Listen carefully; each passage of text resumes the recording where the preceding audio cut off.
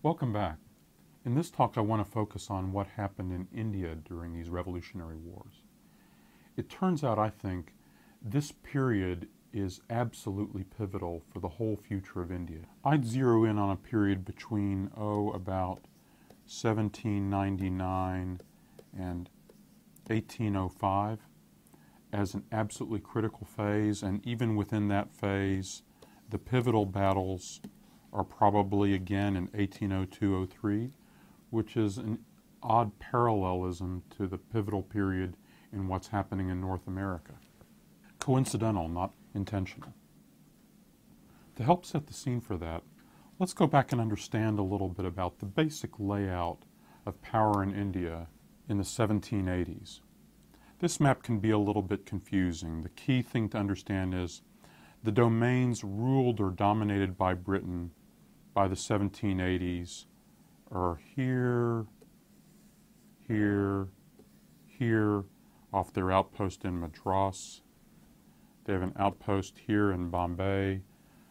But that's it. The other great power on the Indian subcontinent in this period would be the Maratha Confederacy. And during this period, the Marathas really dominate almost this entire area. There's another very important power, a Muslim-ruled state called Mysore, that dominates southern India and is in constant conflict with the British in Madras, usually either winning those battles or fighting the British to a draw. So in the 1780s, these powers on the Indian subcontinent are pretty evenly matched. The British have become just one more of the big territorial powers in India, all of them paying nominal allegiance to the Mughal emperor living in Delhi. The British claim that they're doing everything they're doing in the emperor's name. Here's the way the deal works, is the British pay a subsidy to the emperor, in return for which the emperor gives the British rights to collect the taxes in his domains.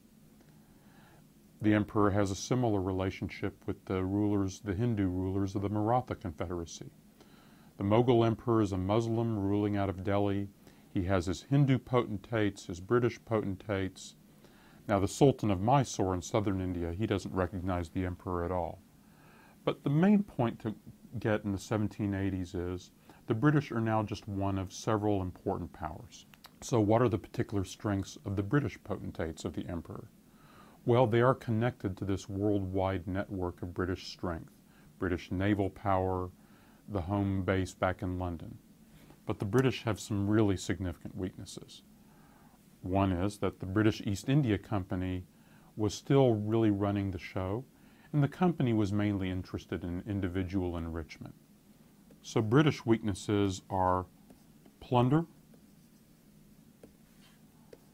huge poverty in their domains, even a terrible famine in Bengal during the 1770s. Also, the British are widely detested by the local people.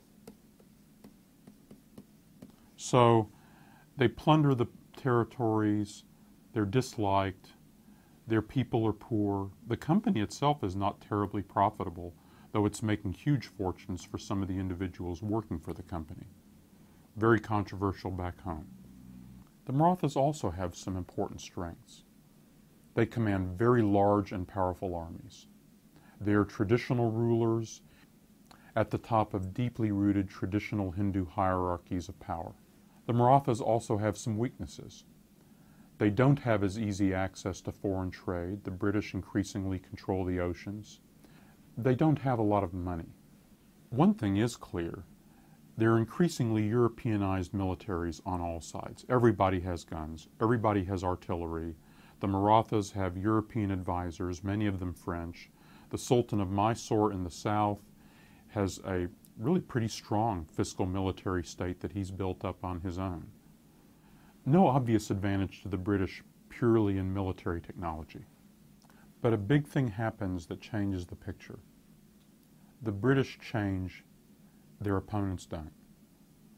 British India goes through a significant series of reforms in the 1780s and 1790s, driven in part from London. London appoints governor-generals to exert firm control over all the outposts of the British East India Company. Now, central direction. Further, the Governor General scraps the old system of chaotic plunder of the East India Company. He brings in a rule of law in a place like Bengal. It says, here are completely new rules on property. Here's a whole new tax system. Here's a series of courts that are going to enforce it. This has enormous consequences. What happens then is a huge turnover in who's controlling property, the institution of a regular tax system, and a lot of stability now. You know who has property rights. You know how much revenue is going to come into the state. You have courts that can adjudicate disputes, which, by the way, helps a lot of Bengali property owners as well. Since the state has stable revenue, the state can borrow money against that revenue. So the financial capabilities of the British state now increase enormously as they borrow money both from Bengali bankers, Indian bankers, and from British businesses. What follows this period of reform are a series of battles in which the British defeat their main rivals. So just kind of the what happened part. First, in 1799, the British finally overcome, defeat, and kill the Sultan of Mysore. Now the British have established their strength in southern India. You see these dates, 1800 and so forth. Then they engage in a series of battles against the Maratha Confederacy, attacking from a couple of different directions. Battles the British win in 1802 and 1803. The battles, by the way, incredibly close-run things. The British barely win, but the Maratha Confederacy is defeated. Okay, so that's what happened.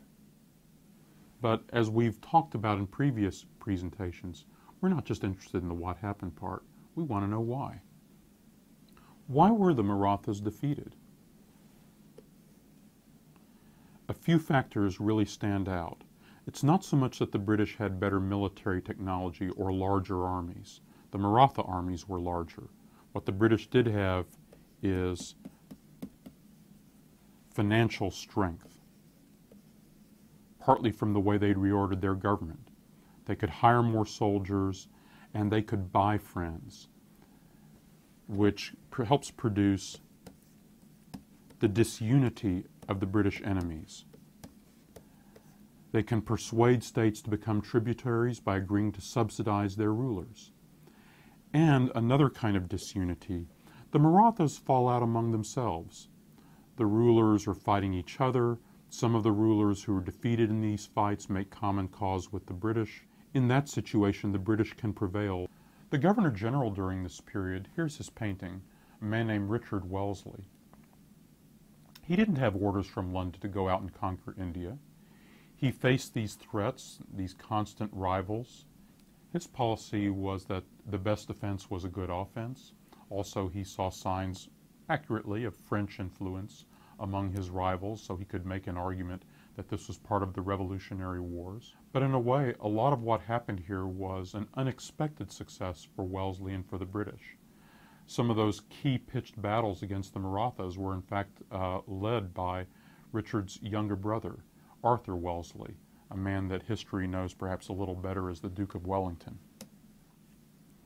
The consequence, however, of these fights in the early 1800s are enormous.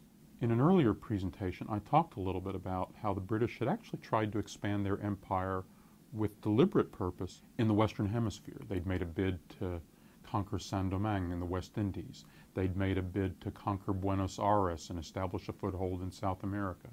They'd failed. At the very time they're failing in the Western Hemisphere, Wellesley is succeeding in India. And the British can kind of feel, oh, well, there's where the empire is growing. There's where we're enjoying successes. There's where they begin pushing in additional assets.